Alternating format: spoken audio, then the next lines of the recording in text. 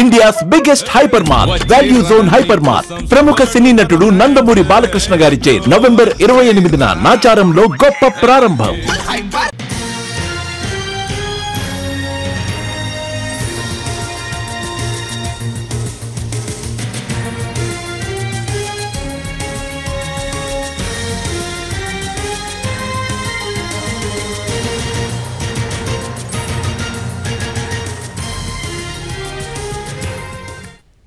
వివాదాస్పద డైరెక్టర్ రామ్ గోపాల్ వర్మ హైదరాబాద్ లో ఉన్నట్లుగా ఏపీ పోలీసులు అనుమానిస్తున్నారు. ఓ ప్రముఖ నటుడి ఫామ్ హౌస్ లో ఉన్నట్లుగా భావిస్తున్నారు. శంషాబాద్, షాద్ నగర్ లోని 2 ఫామ్ హౌస్లపై పోలీసులు ఫోకస్ పెట్టారు. వర్మ కోయంబత్తూర్ లో ఉన్నట్లుగా ట్వీట్ చేశారు. అయితే ఆయన సోషల్ మీడియా అకౌంట్స్ హ్యాండిల్ అన్ని హైదరాబాద్ లోనే చూపిస్తున్నాయి. దీంతో పోలీసులు ఆయన హైదరాబాద్ లోనే ఉన్నట్లుగా భావిస్తున్నారు. ప్రకాశం జిల్లాకు చెందిన 2 పోలీసు బృందాలు వర్మ కోసం గాలిస్తున్నాయి. వర్మ ఇప్పటికే 2 సార్లు పోలీసుల విచారణకు గైర్హాజరయ్యారు.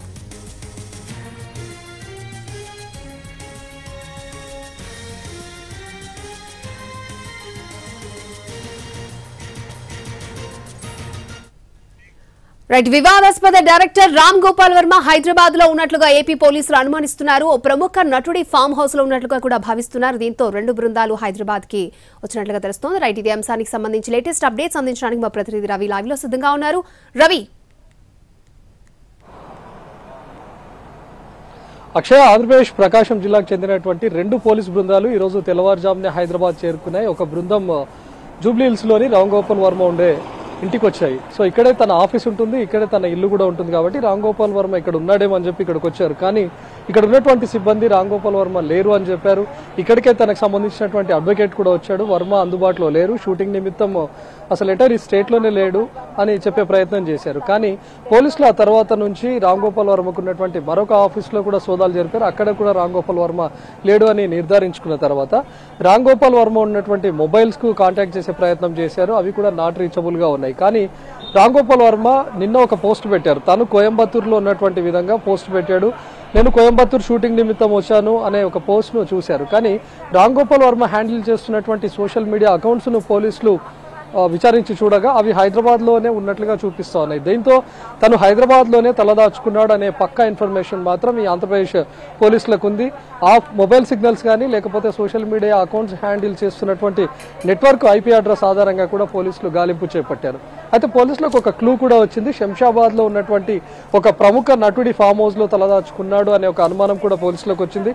దానికి సంబంధించినటువంటి ఆధారాలు కూడా స్వీకరించారు. దీంతో ఒక టీం జూబ్లీ హిల్స్ లో ఉన్నటువంటి ఇంటి దగ్గర ఉంది, మరొక టీం మాత్రం శంషాబాద్ లో ఎక్కడైతే ఫామ్ హౌస్ లో తలదాచుకున్నట్లుగా భావిస్తున్నారో ఆ ఫామ్ హౌస్ వద్దకు వెళ్లారు. కానీ వీళ్లతో కేవలం ఎలాంటి అరెస్ట్ వారెంట్ కానీ లేకపోతే సెర్చ్ వారెంట్ లేకపోవడంతోనే దానిపైనే కాస్త మల్లగుల్లాలు పడుతున్నారు. ఇక్కడ జూబ్లీ హిల్స్ లో ఉన్నటువంటి ఇంటికి వచ్చినటువంటి పోలీస్ బృందం కూడా గేట్ వద్ద ఎదురు చూస్తుంది తప్ప లోపలికి వెళ్లాలంటే సెర్చ్ వారెంట్ కూడా ఉండాలి. తనకు సంబంధించినటువంటి అడ్వకేట్స్ అందరూ ఇక్కడే ఉన్నారు, సిబ్బంది కూడా ఇక్కడే ఉన్నారు. కాబట్టి లోపలికి పోలీసులను రానివ్వడం లేదు. వీళ్ళతో సెర్చ్ వారెంట్ కూడా లేకపోవడంతో వాళ్ళు లోపలికి వెళ్లి సోదాలు జరపలేకపోతున్నారు. కానీ రామ్ గోపాల్ వర్మ మాత్రం పక్కాగా హైదరాబాద్ లోనే తలదాచుకున్నాడు. ఖచ్చితంగా ఈ రోజు తనను అరెస్ట్ చేస్తారు, అదుపులోకి తీసుకుంటారు అనే సమాచారం ఉండే తను ఈరోజు రహస్య ప్రదేశంలో దాచుకొని ఉంటాడు అని పోలీసులు పక్కగా భావిస్తున్నారు. దీంతో 2 బృందాలు కూడా రామ్ గోపాల్ వర్మ ఎక్కడున్నాడు అనేది మొబైల్ సిగ్నల్స్ తో పాటు తను హ్యాండిల్ చేస్తున్నటువంటి సోషల్ మీడియా ఐపీ అడ్రస్ ఆధారంగా కూడా గాలిస్తా ఉన్నారు. సో రామ్ గోపాల్ వర్మ ఎక్కడున్నాడు అనేది మాత్రం మిస్టరీగా మారిపోయింది. కానీ తన అడ్వకేట్ మాత్రం ఇక్కడికి వచ్చిన తర్వాత ఒకటే చెప్తున్నారు. ముందుగా ఎప్పుడైతే 10వ తేదీన కేసు నమోదైన తర్వాత 12వ తేదీన పెద్ద పోలీసులు వచ్చి ఇక్కడికి నోటీసులు ఇచ్చారు. ఆ నోటీసులను స్వయంగా రామ్ గోపాల్ వర్మనే తను తీసుకున్నాడు. సో రామ్ గోపాల్ వర్మ నోటీస్ తీసుకున్న తర్వాత విచారణకు పూర్తి స్థాయిలో హాజరవుతాను అని చెప్పినప్పుడు మరికొంత సమయం కోరాడు. నేరుగా హైకోర్టుకు వెళ్ళాడు. తప్పులు కేసులు బనాయించారు నా పైన, కేసును కొట్టివేయాలని చెప్పి హైకోర్టుకు వెళ్లే ప్రయత్నం చేశాడు. హైకోర్టుకు వెళ్లిన తర్వాత మేము అరెస్ట్ చేయకుండా చూడలేము, కానీ ఖచ్చితంగా మీరు విచారణకు సహకరించాలి అని చెప్పి హైకోర్టు చెప్పింది. దాంతో మరొకసారి విచారణకు రావాలని చెప్పి పోలీసులు సూచించారు. అప్పుడు కూడా తను మరికొంత సమయం కావాలి అని చెప్పి కోరాడు. ఆ సమయం ఇచ్చినటువంటి గడువు కూడా పూర్తయిపోయింది. ఈ రోజు ఉదయం 11 గంటలకల్లా పోలీసుల ముందు హాజరవ్వాల్సి ఉంది. కానీ పోలీసుల ముందు కూడా ఈ రోజు హాజరవ్వకుండా మరొక 2 వారాల పాటు గడువు కావాలని చెప్పి తను కోరాడు. అంటే తాను విచారణకు హాజరవుతానని చెప్తూనే మరికొంత సమయం కావాలి, గడువు కావాలని తప్పించుకునే ప్రయత్నం చేస్తుండటంతో పోలీసులు ఈ కేసును సీరియస్ గా భావించారు. ఇప్పటికే తనపైన 7 కేసులు కూడా నమోదయ్యాయి. కాబట్టి ఖచ్చితంగా అదుపులోకి తీసుకోవాలని ఈ రోజు భావించారు. ఏకంగా 2 బృందాలు ఈ రోజు హైదరాబాద్కు వచ్చి రామ్ గోపాల్ వర్మను అదుపులోకి తీసుకుందామని కూడా ట్రై చేసినట్లుగా తెలుస్తుంది. అరెస్ట్ చేస్తారనే ఊహాగానాలు కూడా వచ్చాయి. కానీ అనూహ్యంగా ఇప్పుడు రామ్ గోపాల్ వర్మ అసలు లేడు ఇక్కడ సిటీలో అని కూడా తెలుస్తోంది. ప్రస్తుతం రామ్ గోపాల్ వర్మకు సంబంధించినటువంటి అడ్వకేట్ కూడా ఇక్కడే ఉన్నాడు. సో ప్రస్తుతం తను మాట్లాడుతాం. మెన్షన్ చేయడం జరిగింది. 1 మినిట్ మెన్షన్ చేయడం జరిగింది. సో అక్కడ మీకు ఏమైపోతుంది, మెన్షన్ చేసిన దాంట్లో సుప్రీంకోర్టు ఏమేం చెప్పిందో గైడ్ లైన్స్ ని కూడా వీళ్ళు చూసుకోవాల్సిన అవసరం ఉంటుంది. కాబట్టి దాన్ని చూసుకొని వాళ్ళు ఏం ఆన్సర్, ఎందుకంటే ఇప్పుడు మేము ఒక కొత్త అంశాన్ని తెర మీదకి తీసుకొచ్చాము. అంటే డిజిటల్ పోలీసింగ్ అనేది ఒకటి ఉంది, హైబ్రిడ్ సిస్టమ్ ఒకటి ఉంది, దాన్ని కూడా ఎవరైనా యూజ్ చేసుకోవచ్చు అని చెప్పి ఇంతవరకు తెలియదు. ఇప్పుడు వాళ్ళు కూడా వాళ్ళ లీగల్ ఒపీనియన్ తీసుకోవాలి, వాళ్ళకు కూడా లీగల్ టీం ఉంటుంది. ఇప్పుడు పోలీస్ వాళ్ళకి కూడా వాళ్ళు కూడా దాని గురించి ఆలోచించుకోవాలి.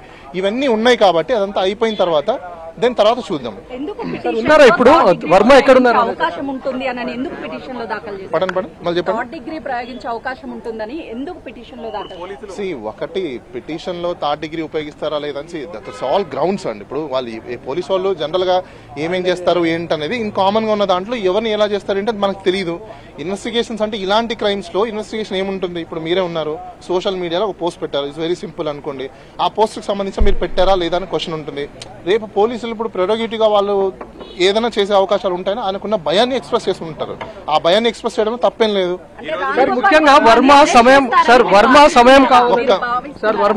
కావాలని ఒక్క విషయం, ఒక్కొక్కరు నన్ను క్వశ్చన్స్ అడగండి, నేను క్లారిఫై చేస్తాను. పోలీస్ వాళ్ళు ఇక్కడికి వచ్చారంటే దేనికి వచ్చినట్టు? నోటీసెస్ పంపించిన తర్వాత ఎవరైనా 41A నోటీస్ కానీ లేకపోతే 35(3) నోటీస్ కానీ పంపించినప్పుడు పర్సన్ ప్రెజెన్స్ అవ్వాలి అంటే మళ్ళీ వాళ్ళు మ్యాజిస్ట్రేట్ దగ్గర నుంచి వారెంట్ తీసుకోవాలి. మేము కోఆపరేట్ చేయనప్పుడు ఇప్పుడు వాళ్ళు అక్కడ కూడా పర్మిషన్ తీసుకోవాలంటే ఎందుకు పర్మిషన్ తీసుకున్నది అడగాలి కదా.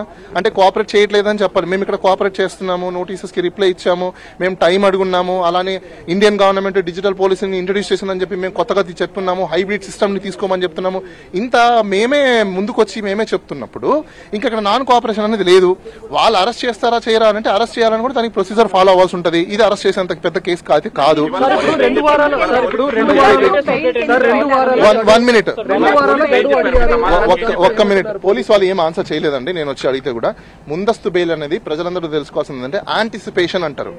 వాళ్ళకున్న యాంటిసిపేషన్ ని ముందుగానే జాగ్రత్త పడడం.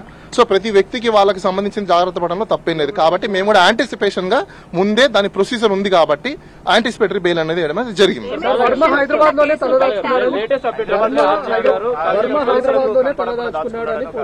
ఒకటి మీరందరూ ఒకటి గమనించిన విషయం ఏంటంటే ఒక పర్సన్ రిప్రజెంట్ చేస్తున్నప్పుడు ఇంకా వర్మ గారు ఇప్పుడు ఆల్రెడీ లీగల్ గా మేము పంపించున్నాము, వాళ్ళు కూడా లీగల్ గానే ప్రొసీడ్ అవుతారు. ఇప్పుడు ఇంకా తల దాచుకోవడము లేకపోతే తప్పించుకోవడం ఇలాంటివి ఏమి ఉండవు. ఆయనకున్న బిజీ షెడ్యూల్ కారణంగా ఆయన మేము కావాలనుకుంటే ఇప్పుడు వాళ్ళు నిజంగా కావాలనుకున్నారు అనుకోండి, డిజిటల్ అడిగాం కదా, దెన్ మరి డిజిటల్ ఎందుకు మా ఫెసిలిటీ ప్రొవైడ్ చేయండి, ఇప్పటికిప్పుడు ఆయన అపియర్ అవుతారు డిజిటల్లో, ప్రాబ్లం ఏముంది? వెయిట్ నేను అదే అంటున్నా, డిజిటల్ మేము ఎందుకు అడిగాము, మీకు ఇమీడియట్లీ ఇప్పుడు కావాలంటే let provide the digital facility ఉన్నప్పుడు యూస్ చేసుకోమని చెప్తున్నాం మేము కూడా. ఐ డోంట్ నో అండి, దట్స్ ఆల్. ఆయన మాకు తెలిసినంత వరకు ఆయన ప్రాజెక్ట్ టెలిఫోన్ వెయిట్ ఒక్క నిమిషం అండి, నాకు టెలిఫోన్ ద్వారా నాకు ఇక్కడ నుంచి ఇన్ఫర్మేషన్ రావడం ఏంటంటే ఆఫీస్ నుంచి ఇలా వచ్చారు పోలీసు వాళ్ళు, మనం నిన్న పంపించిన తర్వాత కూడా వచ్చున్నారంటే ఓకే నేను వస్తున్నాను వచ్చి మాట్లాడతానని చెప్పాను. అంతే. నేను వర్మ గారితో మాట్లాడింది నిన్నగాక మొన్న మాట్లాడామండి. మాకు నోటీసెస్ వచ్చాయి ఇది అని చెప్పేసి ఆయన ఇన్ఫర్మేషన్ ఇచ్చిన ప్రకారం మేము ప్రిపేర్ ఒకటండి. ఇప్పుడు ఆయనకి ఇక్కడ ఇమీడియట్ గా కన్వే చేయాల్సినంత నెసెసిటీ లేదు. నేను అదే మీకు చెప్తున్నాను, ఆల్రెడీ మేము నోటీసెస్ పంపించిన తర్వాత ఒక లీగల్ రిప్రజెంటేషన్ తీసుకున్న తర్వాత మేము ఆన్సరబుల్ చేస్తున్నప్పుడు దెన్ వీ విల్ ఆన్సర్. కాదు వాళ్ళు నెక్స్ట్ నోటీస్ పంపించినప్పుడు అప్పుడు మేము కన్వే చేస్తాం.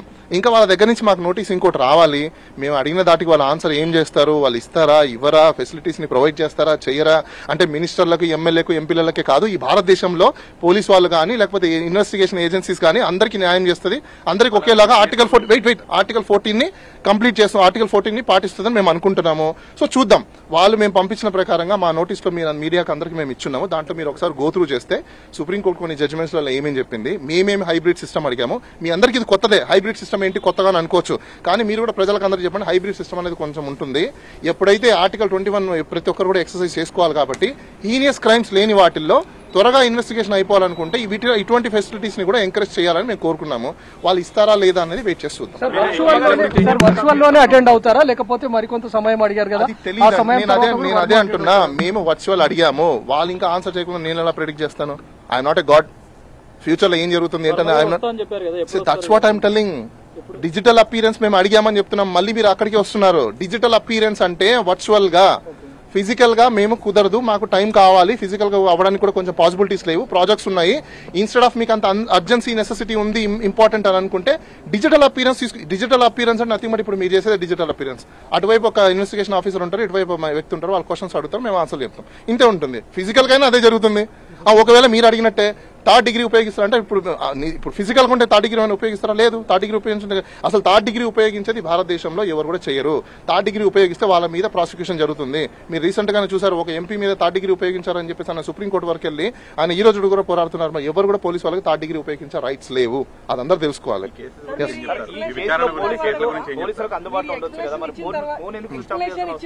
ఎవరి ఫోన్? ఒక్క నిమిషం.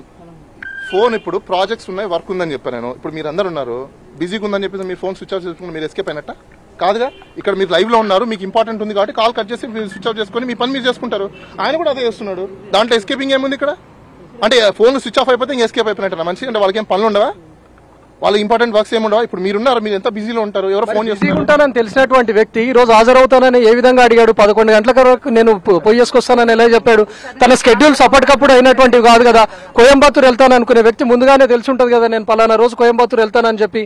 మరి ఎందుకు ఇచ్చాడు సమయం 11 గంటలకల్లా హాజరవుతానని? వాళ్ళు ఇచ్చిన నోటీస్, ఫస్ట్ నోటీస్ కి మేము రిప్లై అడిగింది టైం కావాలి అనేసి.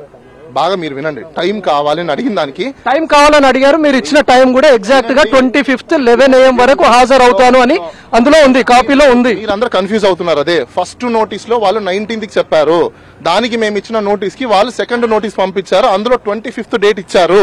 ఆ ఇచ్చిన నోటీస్ కి మేము రిప్లై ఇచ్చాము. ఇది క్లియర్. మీరు కన్ఫ్యూజ్ అయ్యి జనాలను కూడా కన్ఫ్యూజ్ చేయకండి. ఎందుకంటే సెకండ్ నోటీస్ ఏదైతే ఇచ్చారో 25th మాకు అపీర్ అవ్వమని వాళ్ళు దాంట్లో రాశారు. దానికి గాను మేము నెక్స్ట్ ఫర్దర్ గా ఇంకొక నోటీస్ కి రిప్లై ఇచ్చాము. 24th డేట్ లో మేము ఇవాళ స్పీడ్ పోస్ట్ కూడా పంపించాము. వాట్సాప్ లో ఈ రోజు మార్నింగ్ కూడా నోటీసెస్ అందుకే పంపించాము. ఓకే,